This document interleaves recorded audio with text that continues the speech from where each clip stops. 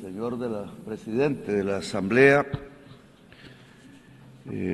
Este es mi último discurso como presidente aquí, ya es el cuarto. En el primero anuncié a la Asamblea que era muy posible que estallara un conflicto al lado de Ucrania en Palestina. Pedí que se hiciera una conferencia de paz. Los que no tenemos bombas ni grandes presupuestos no somos escuchados aquí, pero 4 años después, ya hoy, lo dantesco de la situación de Palestina no me llevó a pensar que lo mismo o casi lo mismo podría ocurrir en el Caribe colombiano cuando tiran misiles a personas jóvenes desarmadas en el mar. Y entonces ahora estamos ante una situación diferente, quizás más global. La barbarie hoy es del planeta, hoy cae sobre la humanidad entera. Los misiles sobre 17 jóvenes desarmados en las aguas del Mar Caribe, quizás algunos colombianos, la persecución, aprisionamiento y encadenamiento y expulsión de millones de migrantes, los misiles que caen sobre las 70,000 personas en Gaza y los matan, la falta de acción sobre la crisis climática, cuyas palabras se borran por orden de Trump, están ligados y obedecen a la misma causa. La migración es una excusa para que una sociedad rica, blanca y racista se crea la raza superior y no mire que sus dirigentes la llevan con toda la humanidad al abismo de su propia extinción. Dicen que los misiles en el Caribe eran para detener las drogas. Mentira, dicha aquí, en este mismo sitio. En el año 2023 y 2024 fueron los años donde más cocaína se incautó y más de 700 capos del narcotráfico fueron extraditados a Estados Unidos y Europa. Los extradité yo y la cocaína la incautó mi gobierno. Y no tiramos un solo misil ni asesinamos ningún joven. Los años donde probé que es más eficaz sustituir voluntariamente con los cultivos de hoja de coca que erradicarla forzadamente con glifosato y fuerza sobre los campesinos pobres de Colombia. He cambiado la fracasada y violenta guerra contra las drogas por una eficaz política antinarcotraficante, que es diferente, no confundir la sustancia muerta con la persona codiciosa. Pero necesitan violencia para dominar a Colombia y América Latina. Necesitan destruir el diálogo e imponer y lanzar misiles asesinos sobre jóvenes pobres en el Caribe. La política antidrogas no es para detener la cocaína que llega a los Estados Unidos. La política antidrogas es para dominar los pueblos del sur en general. No mira la droga, mira el poder y la dominación. Por eso hablo ante ustedes como un presidente desertificado por el mismo presidente Trump, sin que él tuviera ningún derecho a hacerlo, ni humano, ni divino y sin razón mental. Quieren violentar y forzar a decenas de miles de campesinos desde el gobierno de Estados Unidos, que está influenciado por políticos de poder colombianos mafiosos. A centenares de miles de campesinos colombianos los han masacrado como masacran a los niños en Gaza. Las masacres fueron hechas en Colombia por políticos que eran senadores, presidentes, ministros ligados y sobornados por la mafia colombiana del narcotráfico, aliados al mismo tiempo a la extrema derecha de la Florida en Estados Unidos y ahora aliados al gobierno de Trump, aliados desde hace décadas a los capos del narcotráfico de la cocaína en Colombia, verdaderos esquifos, como dicen los italianos. Aliados a esquifos, hacen la política antidrogas desde Washington, Estados Unidos. No sé si Trump sepa que su política exterior hacia Colombia, Venezuela y el Caribe es asesorada por colombianos que son aliados políticos de la mafia de la cocaína.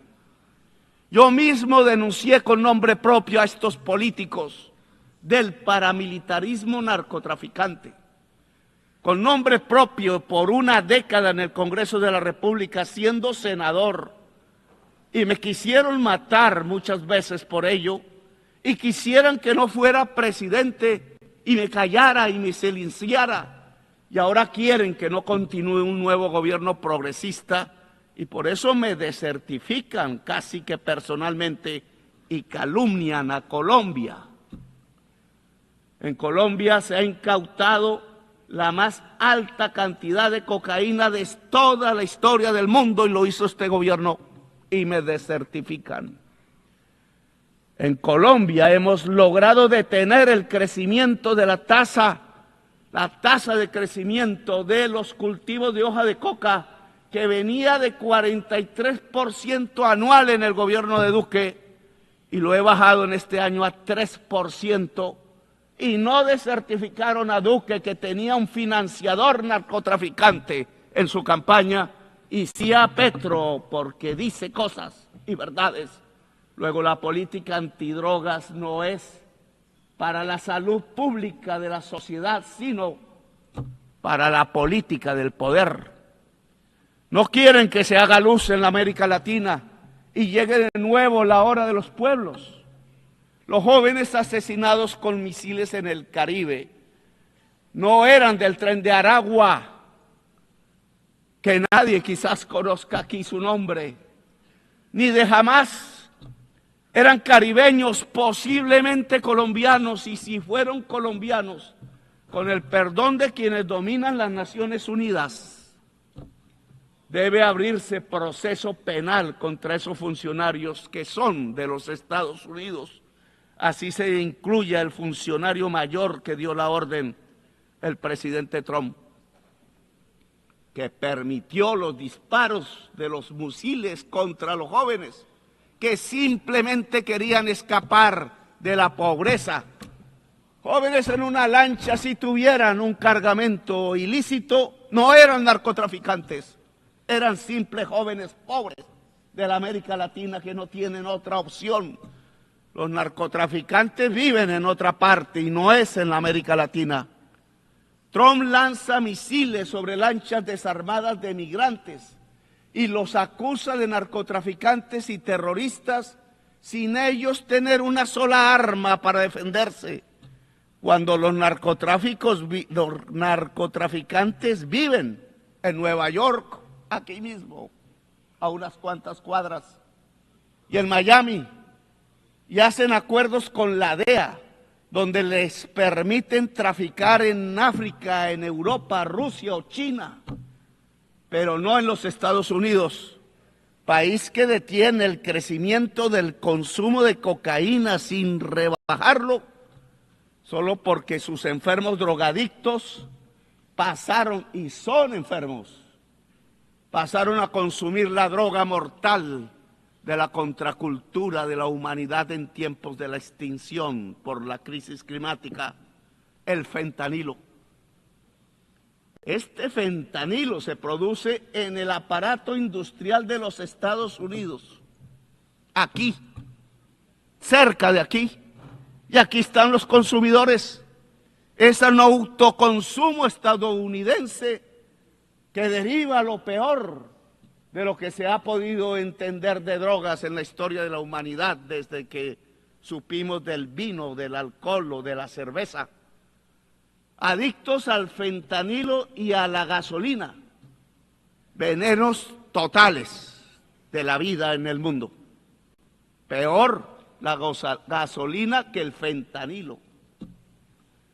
Solo los pueblos negros de aquí, ancestrales de aquí, de más de 20.000 años de antigüedad, las juventudes, las mujeres que no quieren ver morir en masa a sus hijos, blancas, negras, de todos los colores, que aún piensan, gentes que aún piensan, no duermen bajo el fentanilo o bajo la televisión mentirosa, y que pueden detener la tiranía dentro de Estados Unidos mismo y en el mundo.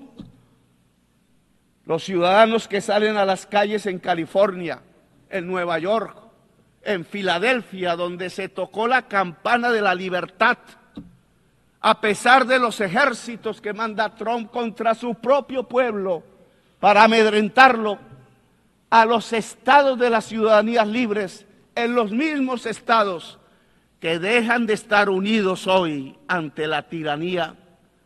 De mal en peor, el presidente de los Estados Unidos no ve que han caído asesinados 1 millón de latinoamericanos entre sí mismos, el mayor porcentaje de ellos compuesto por colombianos, y otro 1 millón morirá de norteamericanos por el fentanilo en 10 años. La cocaína mataba por venenos que le mezclaban 3.000 personas al año en este país. Hoy el fentanilo mata 100.000, 33 veces más. ¿Mejoró Estados Unidos con 50 años de una política absurda? ¿O empeoró y está conduciendo a su sociedad a la muerte dantesca de la droga que mata el cerebro y el pulmón? En esa mortandad de la humanidad, Trump no solo deja que caigan misiles contra los jóvenes en el Caribe, no solo encarcela y encadena migrantes, sino que permite que lancen misiles contra niños, jóvenes, mujeres y viejos en Gaza. Se hace cómplice del genocidio, porque es genocidio y hay que gritarlo una y otra vez. Este recinto es testigo mudo y cómplice de un genocidio en el mundo de hoy, cuando creíamos que era solo propiedad de Hitler. Trump no habla de democracia, no habla de crisis climática, no habla de vida, solo amenaza y mata y deja matar a decenas de miles. En cambio, en mi gobierno, en Colombia, no hemos aumentado la tasa de homicidio. Tenemos la tasa de desempleo más baja del siglo en el país. Tenemos la tasa de pobreza más baja del siglo en nuestras estadísticas. E impulsamos nuestra agricultura a 10% anual real y nuestra industria al 5% anual. Y llegaron turistas como nunca por millones a mirar nuestra enorme belleza, el país de la belleza y de la diversidad natural y humana y cultural. Y buscamos paz hablando con narcos y rebeldes. No me da pena hablar siempre para salvar vidas, poniendo por principio la erradicación total de las economías ilícitas y la erradicación de los cultivos de hoja de coca por voluntad misma de los campesinos que están cansados de la violencia. No nos dejamos sobornar de los narcos, como sí sucedió en gobiernos pasados de Colombia. Y ya llevamos 25.000 hectáreas erradicadas voluntariamente. Tenemos éxito en nuestra política nueva, que no es de drogas, es antinarcotraficante, que es diferente. Le agradecemos a los países que nos han ayudado a sembrar paz. Qatar, Cuba, México, el Estado del Vaticano, Noruega, Brasil y Venezuela. No le agradecemos a los que nos quieren llevar a la guerra entre nosotros mismos. Escuchen, señoras y señores del mundo, América Latina no es solo coca o terroristas o narcotraficantes. América Latina tiene potencialmente 1.400 gigas de capacidad anual de energía eléctrica limpia, basada en el agua, el viento y el sol. Y Estados Unidos en el norte, aquí, demanda todos los años 1.200 gigas de energía, que hoy son en un 70% fósiles, es decir, basadas en carbón, gas y petróleo. América Latina, si desarrolla su potencial de energía limpia, podrá limpiar toda la matriz de energía fósil de los Estados Unidos. Oigan eso. Solo falta el dinero y se produciría el mayor aporte a la superación de la crisis climática, hoy casi sin pasos adelante. Entre el potencial de energía limpia y la enorme esponja absorbente de la selva amazónica, América Latina sería la vanguardia humana que podría dar el primer paso cierto y contundente para salvar la vida del planeta y a la humanidad toda. Solo se necesitan 600.000 millones de dólares para desarrollar su potencial. Lo mismo puede hacer África con Europa. La suma de este aspecto de descarbonización fundamental nos daría 1.200.000 millones de dólares o 1.200 billones, como se habla en inglés. Estos dineros ya están en las arcas guardados en Estados Unidos, Europa y China, pero no se mueve ni un dólar. No es rentable, o peor aún, puede ser muy rentable en términos de vida humana, incluida la vida en Estados Unidos, Europa y China. Pero no quieren interdepender de América Latina y África. Saben que unir la energía limpia de América Latina y África a las economías fósiles del norte no solo descarboniza el planeta, salva del colapso climático, sino que también cambia el poder mundial, el que aquí a veces habla, pero habla todos los días es con bombas y no con palabras. Lo vuelve, la descarbonización vuelve al poder una democracia global y cambia las relaciones de producción porque aparece primero la vida y la humanidad como prioridad sobre la codicia. La codicia es el veneno de la vida, es una contradicción antagónica, como dijera alguna vez Mao, pero no pensando en patrones y obreros, sino entre la codicia y la vida misma del planeta Tierra. Según la ciencia, tenemos 10 años para caer en un punto de no retorno, 10 años. Y donde ya pasemos a ese punto no se puede hacer nada, solo observaremos las catástrofes y las sentiremos incluso en nuestra propia familia, porque será, si me pueden, irreversible la extinción de la vida, incluida la humana. Irreversibilidad del proceso. Ya ninguna tecnología, ninguna fuerza política o social, ninguna mente humana podrá hacer nada para detener el colapso y nos quedan 10 años, dice la ciencia. Pero aquí no creen en la ciencia, dijo uno. El más poderoso del mundo no cree en la ciencia. Y eso se llama irracionalismo. Y de irracionalismo se llenó filosóficamente Alemania, el país de los grandes filósofos, de Feuerbach, de Hegel, de Kant. Y hoy de irracionalismo se está llenando Estados Unidos y fue la antesala de Hitler en 1933. La solución es dejar de consumir carbón, petróleo, gas, hidrocarburos y pasar rápido al agua, el sol, el hidrógeno verde, los vientos.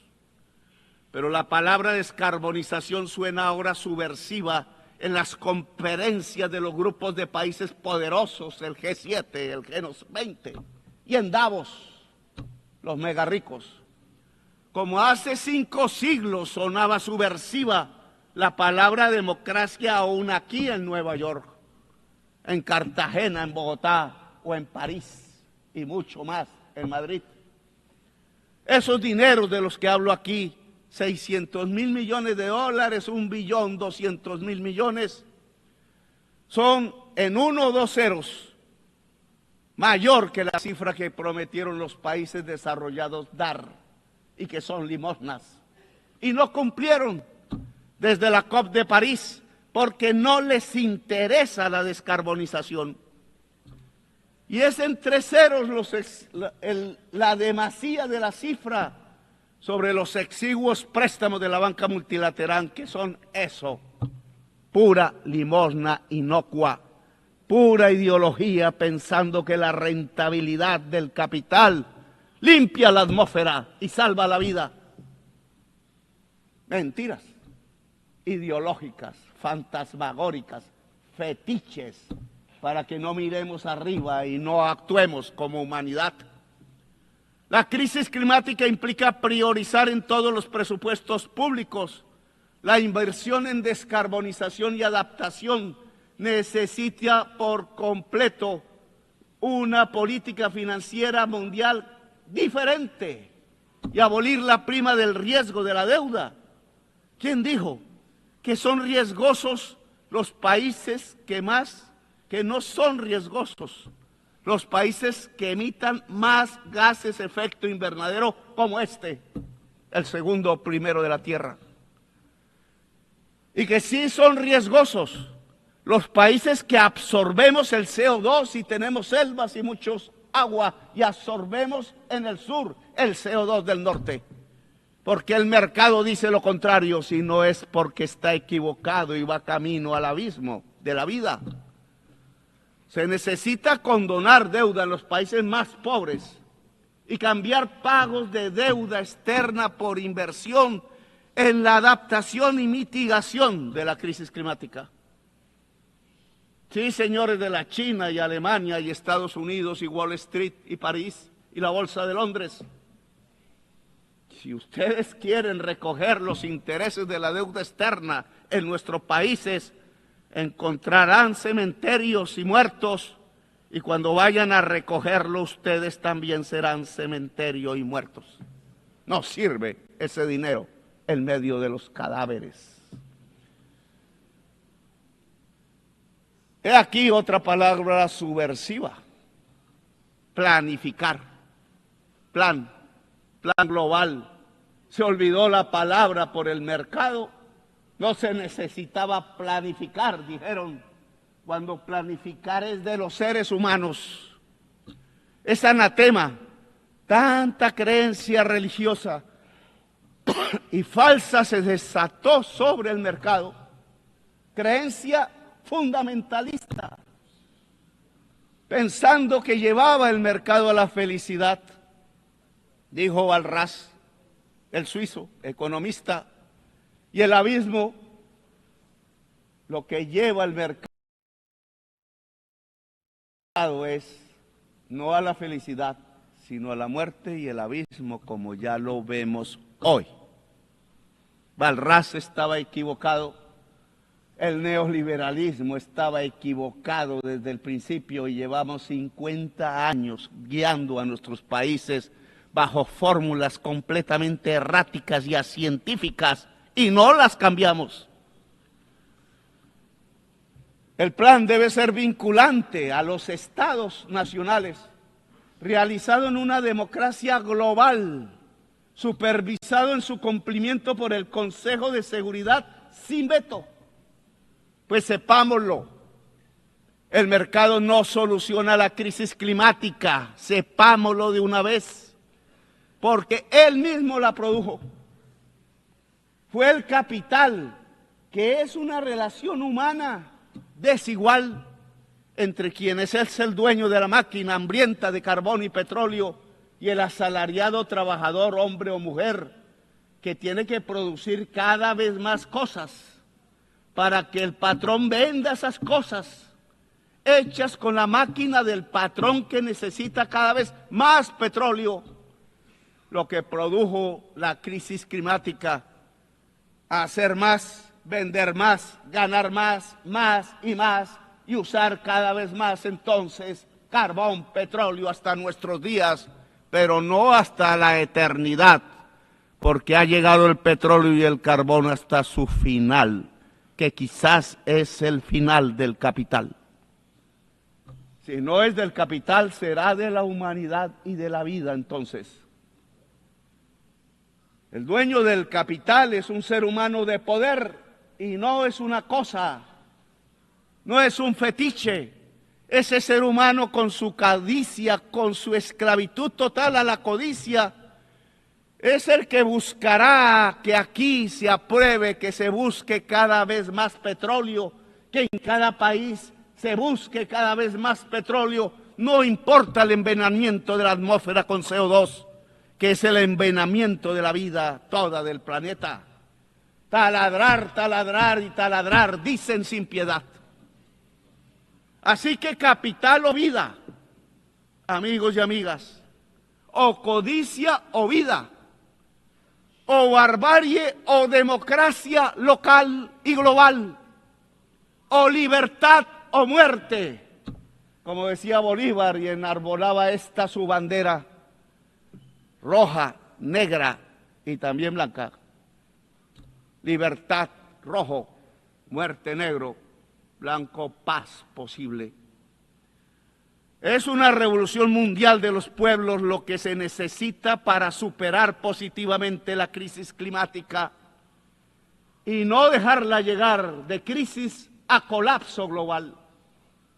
Es una revolución de los pueblos unidos, de las civilizaciones que tienen que dialogar más que los estados mismos.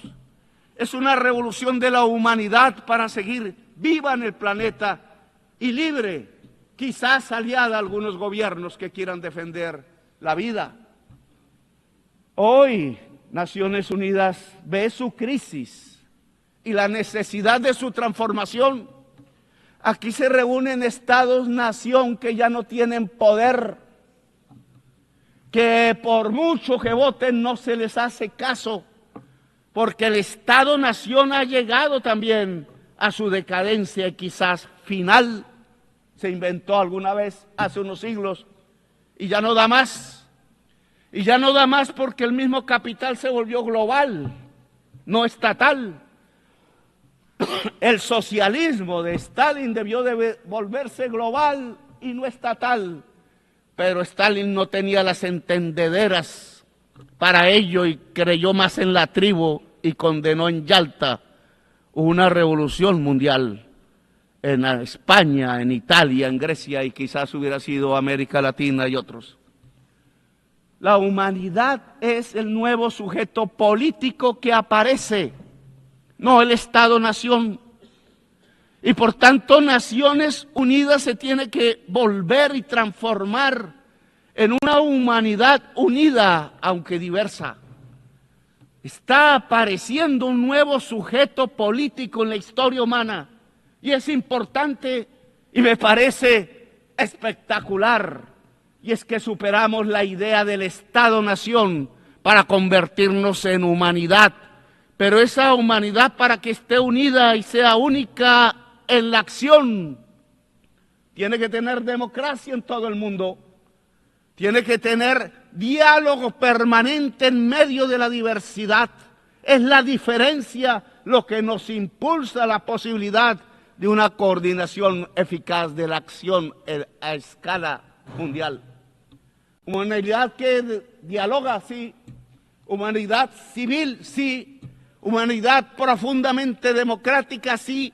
Ojalá una humanidad de personas libres, que es su definición, su sinónimo, porque no puede haber humanidad esclava. La humanidad esclava no es humanidad, es bestia el que esclaviza, pone cadenas a migrantes, lanza misiles sobre jóvenes, acribilla con misiles niños y niñas en un poblado muy cerca donde nació Jesús. Esto ya no se resuelve con estados que hablan y no se resuelve con gobernantes sobornados por el petróleo y dispuestos a lanzar misiles a los pueblos del sur. Un nuevo sujeto político entonces aparece, la humanidad unida y diversa en sus culturas.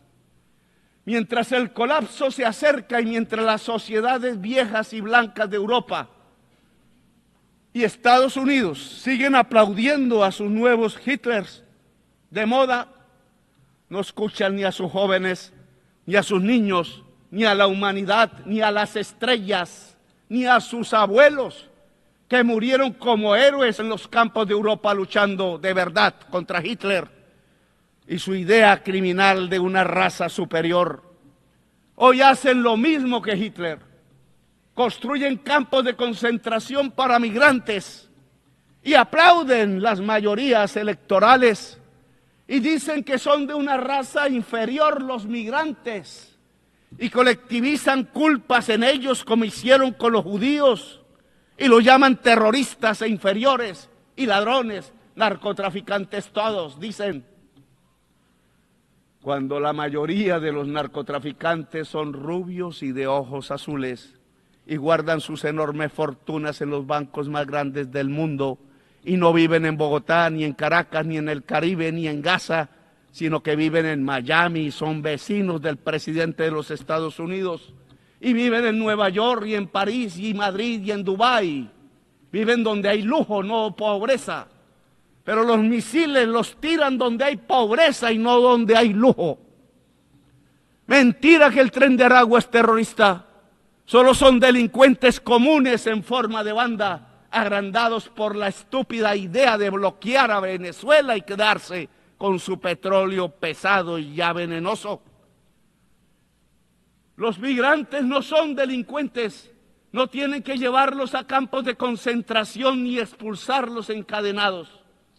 La migración no es sino el producto del bloqueo a los países más pobres como Irak o Irán o Cuba o Venezuela.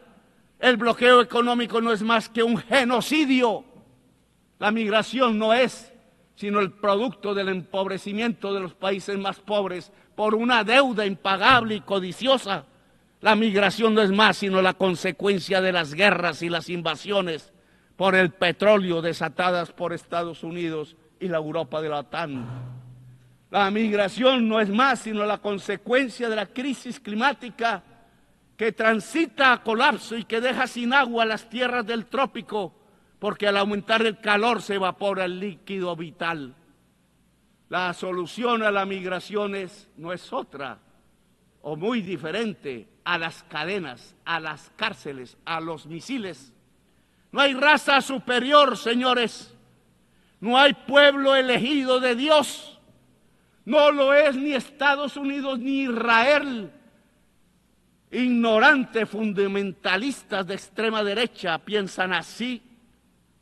El pueblo elegido de Dios es la humanidad toda. Usan la migración como excusa para no hacer nada contra la crisis climática que barre cada día con la vida. Buscan la migración para ganar votos de blancos y viejos y viejas, pero para desde el poder ocultar que hay que acabar con el consumo del carbón y del petróleo y lo incentivan para taladrar y taladrar y taladrar. La ONU tiene que cambiar ya. Una ONU diferente, humana, debe antes que nada detener el genocidio de Gaza. La humanidad no puede permitir ni un día más de genocidio, ni a los genocidas de Netanyahu ni sus aliados en Estados Unidos e Europa, dejarlos libres. Las Naciones Unidas deben hacer respetar los tribunales internacionales de justicia, el derecho internacional que es la base de la civilización y de la sabiduría de la humanidad condensada en la historia, y debe hacer cumplir las sentencias de su justicia. La diplomacia ya acabó su papel, señores, en el caso de Gaza. No pudo solucionarlo. No es cierto, y me disculpa Macron, que podamos insistir y insistir en hablar y en hablar cuando cada segundo cae un misil y destroza los cuerpos de bebés inocentes, bebés niños y bebés niñas en el país árabe de Palestina. Cada día de mociones vetadas en el Consejo de Seguridad de la ONU, cada día que pasa son más los niños bombardeados, cada veto más bombas, cada veto más muertos. El que veta, que piensa, no es madre, no es padre, no está vivo, viene quizás de fuerzas oscuras, es un robot porque no tiene corazón para vetar. El genocidio debe parar con lo que sigue a la diplomacia. Es con una votación de la Asamblea de las Naciones Unidas, ¿sí? Y no con una votación del Consejo de Seguridad, que vetan. Es con una Uniting for Peace para Palestina, conformando una fuerza armada para defender la vida del pueblo palestino. Palabras y armas toca hoy. No son cascos azules, no entrenados y a veces indispuestos para lo que toca. Es un ejército poderoso de los países que no aceptan el genocidio. Por eso invito a las naciones del mundo y a sus pueblos sobre todo, como parte de la humanidad, a unir ejércitos y armas. Hay que liberar a Palestina. Invito a los ejércitos del Asia, de los pueblos eslavos que derrotaron con tanto heroísmo a Hitler, a los ejércitos latinoamericanos de Bolívar, de Garibaldi, que también tuvo uno en Italia, de Martí, de Artigas, de Santa Cruz. Ya sobran las palabras. Es la hora de la espada, de la libertad o muerte de Bolívar, porque no solo van a bombardear a Gaza, no solo al Caribe como ya lo hacen, sino a la humanidad que clama libertad, porque desde Washington y la OTAN matan la democracia y hacen renacer la tiranía y el totalitarismo a nivel global. Hay que levantar la bandera rojinegra de la libertad o muerte que alzó Bolívar, sin olvidar el color blanco que levantó junto al rojinegro, color de la paz como esperanza para que haya esperanza de vida en la tierra y en el corazón de la humanidad. Los Estados Unidos ya no enseñan democracia, sino que la matan en sus migrantes y su codicia. Estados Unidos enseñan tiranía. La ONU debe empezar su cambio deteniendo el genocidio en Gaza con la efectividad de un ejército de la salvación del mundo, votado por la Asamblea de las Naciones Unidas y sin veto. Después de salvar Gaza pasaremos al plan para descarbonizar la economía del planeta, para que sea un hecho democráticamente construido a escala mundial y funde democracia global, y que el órgano que vigile su aplicación rápida sea el Consejo de Seguridad, pero sin vetos, y que sea vinculante sobre la OMC, el Banco Mundial, el FMI, el sistema financiero privado, por la gran capacidad que tiene el sistema financiero nacional y mundial de centralizar el capital. Es desde allí donde la humanidad puede regular el capital para subordinarlo a la vida y a la humanidad, un capital regulado y subordinado a la vida y a la gente. Por este camino las Naciones Unidas transitarán desde una alianza de estados a una alianza de pueblos y culturas diversas que son el componente de la humanidad. Si superamos la crisis climática, y solo lo haremos unidos como humanidad, lograremos también que las Naciones Unidas den el paso hacia una asamblea de los pueblos, buscando que cada persona sea libre en el planeta, buscando que los cerebros de cada persona alcancen su máximo potencial y se interconecten en el planeta, porque ese gran cerebro de la humanidad, como inteligencia poderosa, alumbrado por la ciencia cada vez más profunda, podrá no solo salvar la vida en el planeta, sino cumplir la misión de la humanidad, expandiendo la vida en las estrellas. Una humanidad unida y libre puede mirar las estrellas y alcanzarlas, tal como los romanos legionarios pensaron algún día antiguo, allí cuando se inventaron las palabras en latín ad astra.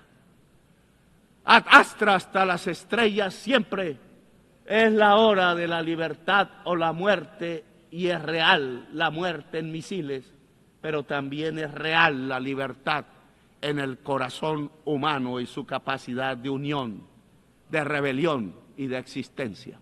Gracias, muy amables.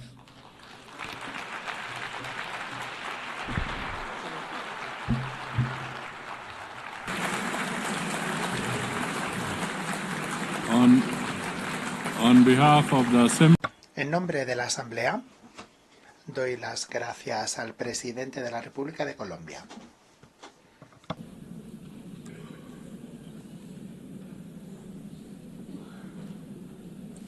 the Assembly will now hear